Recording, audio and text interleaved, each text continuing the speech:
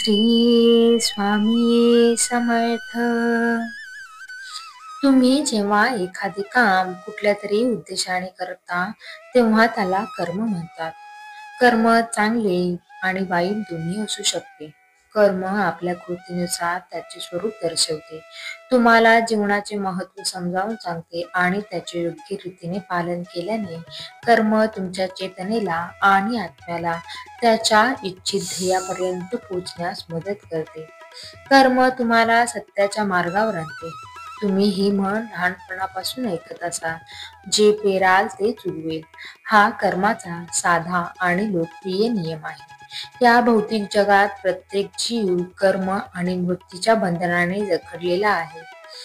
मनुष्य जे काही कर्म करतो त्यातून एक विशिष्ट प्रकारची ऊर्जा निर्माण होते आणि ती ऊर्जा एकतर सकारात्मक असते किंवा कर्मामुळे निर्माण झालेली नकारात्मक असू शकते. आणि ही ऊर्जा या दैवी आणि अलौकिक विश्वाला तुमच्याबद्दल सांगते. शेवटी तुम्ही जी काही भावना निर्माण केली असेल त्यानुसार निसर्ग तुम्हाला प्रतिफळ देते. कर्माच्या नियमानुसार माणसाने देवाचे नाही तर स्वतःच्या वाईट कर्मांचे भय बाळगावे. कारण देव तुम्हाला क्षमा करू शकतो, पण तुमची वाईट कृत्ये तुम्हाला कधीच माफ करणार नाही. पुराणानुसार चांगल्या कर्माच्या सहाय्याने आपण स्वर्गात जाऊ शकतो, तर वाईट कर्म करून नरक यातना सहन कराव्या लागतात. कर्म हा आरसा आहे जो आपल्याला आपला खरा चेहरा दाखवतो. कारण माणूस हा त्याच्या सौंदर्याने नाही तर त्याच्या कर्माने महान बनतो. एखाद्या व्यक्तीने नेहमी अशी कृत्य केली पाहिजे जेणेकरून त्याचा कोणाला तरी उपयोग होईल.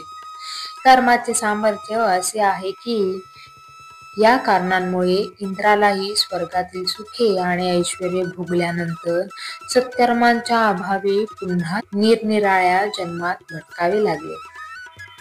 सुख मला मिळावे असे प्रत्येकाला वाटते, परंतु कर्माचा कोणी विचार करत नाही. आपले कर्म चांगले असतील तर सुख आपोआप आपल्या पदरात पडेल. आगीवर हात पडला तर हात भाजणारच आणि पाण्यावर हात पडला तर तो भिजणारच आहे. हा निसर्गाचा नियम आहे, तो नाकारून चालणार नाही.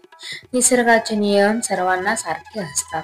ते जात, धर्म, प्रांत यांचा विचार करत नाहीत. क्रिया तशी प्रतिक्रिया हा सृष्टीचा नियम आहे. आपण जसे कर्म करतो तसे त्याचे फळ मिळणार आहे. आपण कुकर्म केले तर त्याचे फळ आपल्यालाच भोगावे लागणार आहे. ते भोगायला कोणीही येणार नाही. माझ्या वाट्याला आलेले दुःख हे माझ्या कर्माचे फळ आहे हे जाणून घेतले पाहिजे. श्री स्वामी समर्थ.